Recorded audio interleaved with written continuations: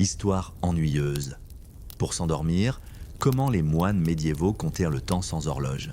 Salut à tous, ce soir nous posons nos pieds nus sur le sol froid en pierre d'un monastère médiéval. Vous êtes enveloppés dans une robe grossière en laine et la seule lumière dans votre cellule provient d'une bougie en cire d'abeille toute rabougrie. Sa flamme projette des ombres dansantes sur les murs des murs qui probablement n'ont jamais été correctement récurés. Dehors, la lune boude derrière quelques nuages. Le monde est silencieux à l'exception du ululement occasionnel d'une chouette et du murmure lointain d'un moine marmonnant du latin dans son sommeil. Vous êtes ici pour découvrir quelque chose d'en apparence ennuyeux mais étrangement captivant, comment les moines médiévaux comptèrent le temps sans horloge. Et attention, vous ne survivrez probablement pas à cette époque, à moins d'être vraiment à l'aise avec l'idée de se réveiller au son des cloches à 2h45 du matin. Ce n'est pas une blague. La nuit était essentiellement découpée en tranches, comme une tarte mal coupée, et personne ne se souciait de savoir si vous rêviez d'ange ou si vous essayiez simplement d'oublier le ragoût de lentilles. Alors, avant de vous installer confortablement, prenez un moment pour aimer la vidéo et vous abonner, mais seulement si vous appréciez vraiment ce que je fais ici. Et dites-moi en commentaire d'où vous regardez et quelle heure il est chez vous. Voyons qui voyage dans le temps et d'où. Maintenant, tamisez les lumières, mettez peut-être un ventilateur pour ce petit bruit de fond apaisant et lançons-nous ensemble dans le voyage de ce soir. Vous avancez à travers le cloître avec votre bout de bougie, vos pas résonnent. Les montres bracelets n'existent pas, elles sont à des siècles d'ici. Et les cadrans solaires ? C'est bien si vous êtes dehors et que le soleil est coopératif. Mais là, il est en pleine nuit et les nuages ont englouti la lune. Alors, comment savoir quelle heure il est ? Simplement, vous ne le savez pas. Vous vous fiez aux outils autour de vous, la lumière naturelle, l'odeur de la cire brûlée, ou même à quel point vos pieds aux pieds sont froids à la 3e heure de la veillée. Les moines apprenaient à lire le temps par le rythme. La bougie, par exemple, ne servait pas qu'à éclairer. Certaines étaient de marquées de lignes noires, chaque ligne représentant environ 20 minutes de combustion. Au fur et à mesure que la cire fondait et dépassait chaque marque, le temps s'échappait goutte à goutte dans la mémoire. Vous vous dites, peut-être, attendez, les courants d'air ne faussaient le pas ça. Si, absolument. Bienvenue dans la précision médiévale, un simple souffle de vent et soudain c'est prime au lieu de l'Odesse. C'est le chaos au ralenti. Dehors, les cadrans solaires régnaient pendant la journée. Certains étaient directement intégrés au mur du monastère. Un petit bâton appelé un gnomon, probablement le mot le moins séduisant jamais inventé, projetait une ombre sur une surface de pierre. Les moines les savaient ça par exemple que lorsque l'ombre atteignait la fissure entre deux briques, c'était l'heure de prier, de chanter ou de récolter l'orge. Mais ces cadrans solaires avaient une dépendance capricieuse à la lumière. Journée nuageuse, pas d'heure pour vous.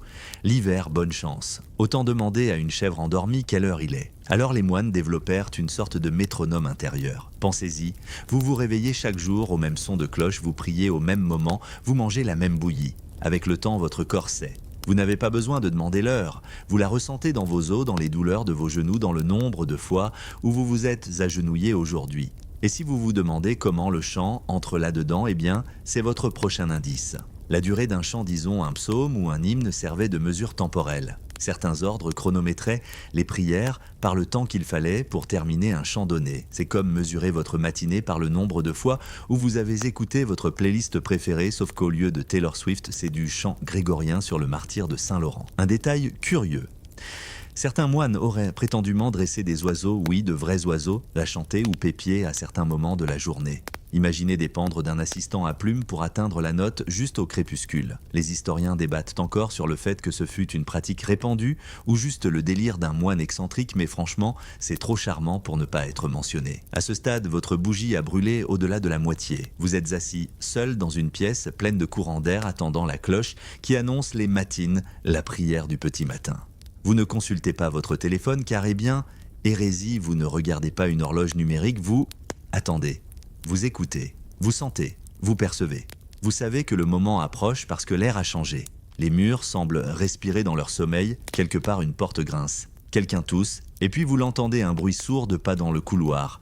Le sacristain, il a reçu la responsabilité sacrée de suivre le temps à la bougie ou à l'instinct, et maintenant, il se dirige lentement vers le clocher. Bientôt une cloche sonnera, une fois, 2 fois, peut-être 7. Et juste comme ça, c'est une nouvelle heure. Pas à cause d'engrenages ou de ressorts, mais parce que quelqu'un l'a décidé. Dans ce monde, le temps n'est pas un chiffre, c'est une sensation. Pas question d'appuyer sur snooze. La cloche résonne à travers la pierre et les os profondes et stoïques légèrement fausses. Vous vous redressez d'un bond dans votre couche à moitié couvert par une couverture en laine qui sent vaguement la poussière et la repentance. Bienvenue aux matines de la première des 7, ou si vous n'avez pas de chance, 8 heures canoniques qui structurent chaque moment de votre journée. Et aussi une partie de vos nuits. Le temps dans ce monde ne vous appartient pas. Il appartient à Dieu. Vous avancez à tâtons, les yeux embués dans le couloir froid. Vos pieds nus claquent contre les dalles humides. Personne ne parle. Pourquoi le ferait-il? Les mots sont inutiles. La cloche parle pour tout le monde. Elle vous dit maintenant vous priez. Puis plus tard, maintenant, vous frottez des chaudrons. Et finalement, maintenant, vous pouvez vous écrouler à nouveau dans votre lit pour 90 minutes avant que tout ne recommence.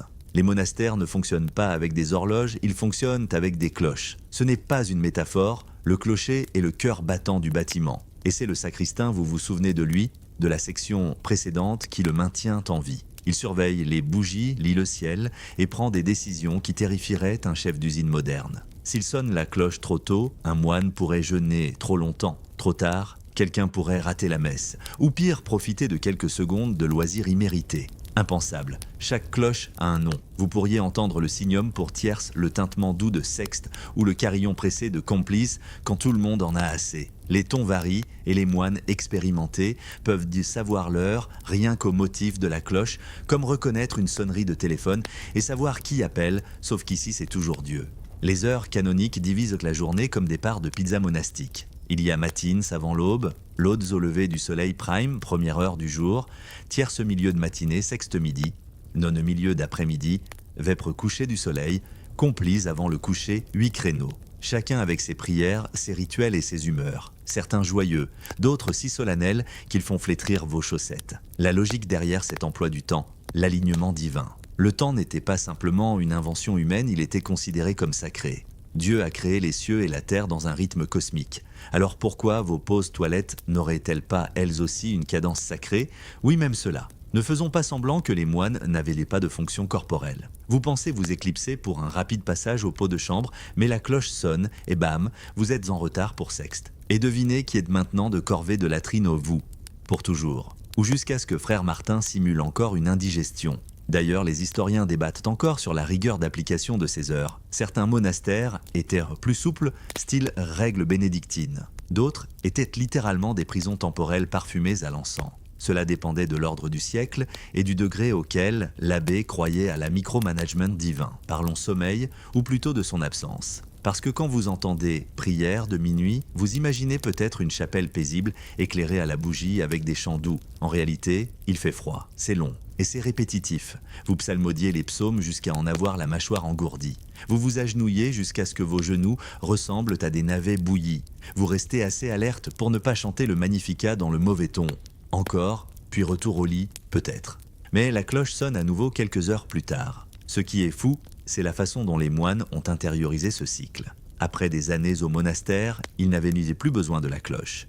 Leur corps devenait des horloges mémoire musculaire teintées de culpabilité divine. Se réveiller, prier, travailler, manger, reprier, dormir. Se réveiller à nouveau, répéter jusqu'à être trop vieux pour chanter ou assez sain pour ne plus s'en soucier. Et voici un détail original, les moines n'étaient pas les seuls à jouer des symphonies avec leurs cloches. Dans certains endroits, des villages entiers synchronisèrent leur quotidien sur les sonneries du monastère. Les paysans labouraient à tierces, les commerçants se reposaient à None, et même les enfants apprenaient à courir chez eux au son des complis comme s'il s'agissait d'une récréation divine. Imaginez vivre dans un village où vos heures de travail, vos repas et votre coucher étaient dictés par un moine tirant sur une corde dans une tour en pierre. Cela rend les fuseaux horaires modernes presque rebelles, n'est-ce pas?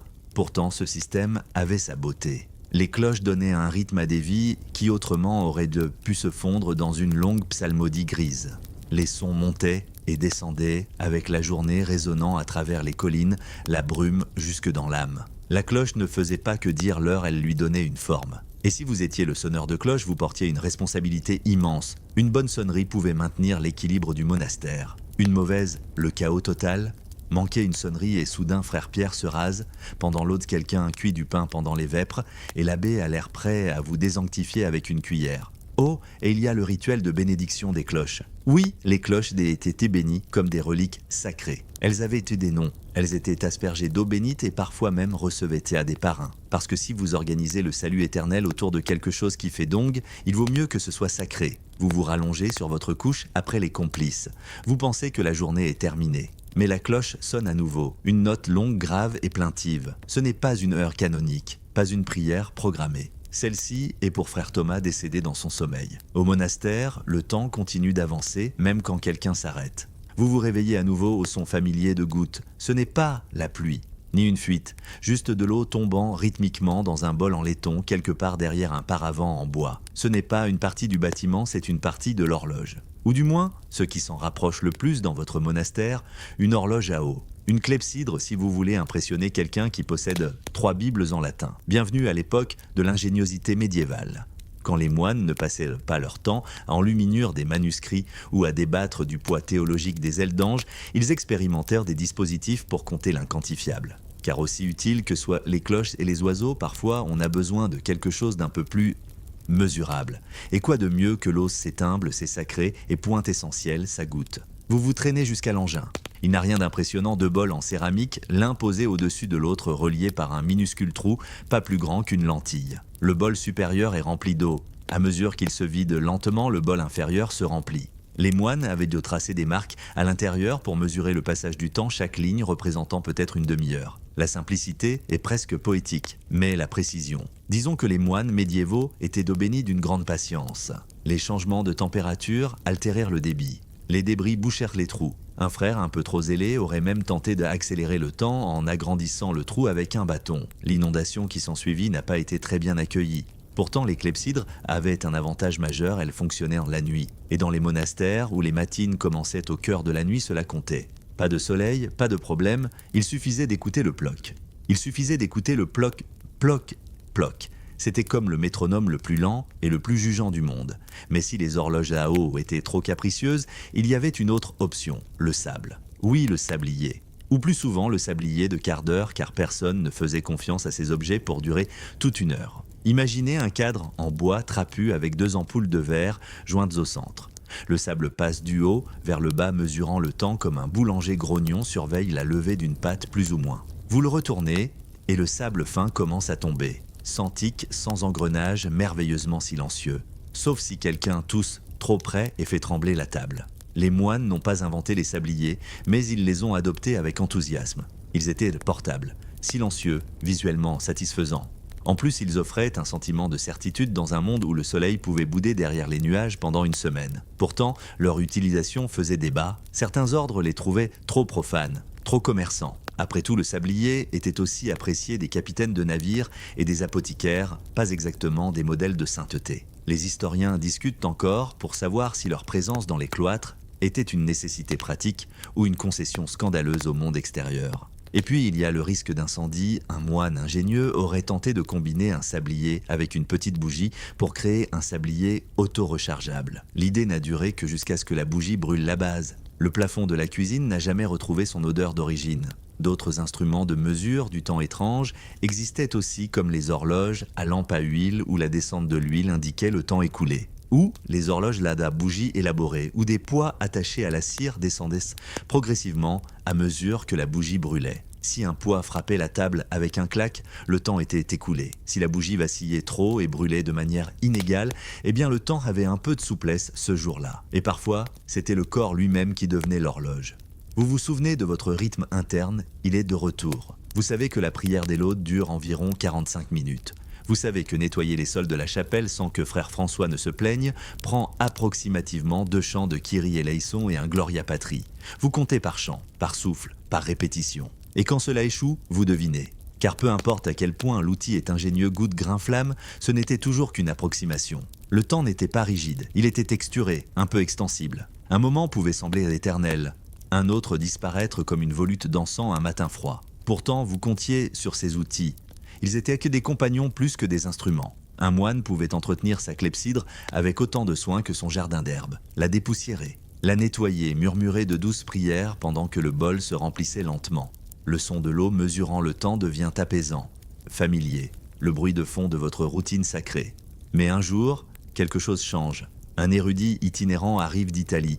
Il est maigre, bronzé et étrangement fier de ses bagages. À l'intérieur, un dispositif avec des engrenages, des roues, des poids, quelque chose de presque magique dans sa précision, une horloge mécanique à échappement. Elle ne goûte pas, elle ne brûle pas, elle tique, régulièrement, froidement. Et pendant un bref instant, le monastère tremble, non à cause d'un tremblement de terre ou d'une hérésie, mais à cause de la réalisation que le temps est sur le point de devenir mécanique. Vous êtes debout, dans le cloître fixant l'objet. Les engrenages cliquettent, les poids descendent avec une discipline presque surnaturelle. Le pendule oscille, gauche-droite, marquant chaque seconde comme un maître d'école sévère avec sa règle. L'horloge mécanique ne chante pas, elle ne prie pas. Elle n'a pas besoin de lumière, de bougies, de ciel dégagé, ni de l'intuition étrangement précise de frère Martin. Elle existe tout simplement. C'est cela le futur. Enfin, pas tout à fait encore. Les horloges mécaniques restent rares, encore largement limitées aux cathédrales ou aux centres urbains riches. Mais vous, humble moine que vous êtes, avez entrevu l'ombre de ce qui vient. Et franchement, c'est déconcertant. Vous regardez le savant bricoler l'échappement. Il ajuste la tension de l'engrenage et le tic devient plus net comme le battement de cœur d'un ange de fer. À proximité, frère Thomas marmonne quelque chose à propos de la mort de l'âme. Frère Jérôme semble sur le point de s'évanouir. Et vous vous demandez ce que cela signifie pour votre temps, car jusqu'à maintenant, le temps vous appartenait. En quelque sorte, le temps au monastère était intime. Il respirait avec vous, il se pliait à vos humeurs, à vos chants, au climat et aux caprices de la cire. Il n'était pas toujours précis, mais il était vivant. Cet objet, il est exact, inflexible, mécanique. Soudain, les prières ne commencent plus quand la bougie atteint une encoche, mais au signal d'un rouage. Les repas ne viennent plus quand le soleil franchit le mur et du cloître, mais quand les engrenages le dictent. Le temps commence à signifier l'uniformité, la discipline, une tyrannie silencieuse qui fait tic-tac en arrière-plan comme un juge lointain. Et vous le sentez, une nouvelle forme de pression. Avant, si vous arriviez en retard à tierce, peut-être que la bougie avait brûlé trop vite, peut-être que le ciel avait menti. Peut-être que le sonneur s'était rendormi, c'était pardonnable, humain. Mais maintenant, si vous êtes en retard, vous avez tort. Pas d'excuse. La machine ne se soucie pas si vos genoux vous font souffrir ou si votre chant était particulièrement intense.